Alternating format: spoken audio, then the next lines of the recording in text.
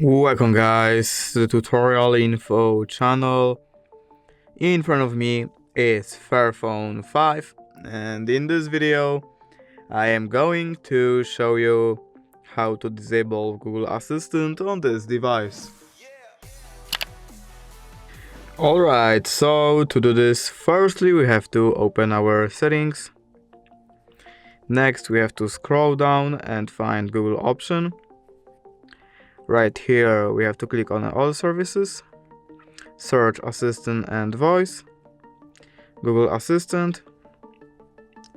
Now we have to click no thanks, and right here we have to find general option, and all we have to do here is just click on this button, and then we have to just click turn on. And that's how you disable Google Assistant. If you did enjoy this video, leave a like and subscribe. Thank you guys for watching. Bye!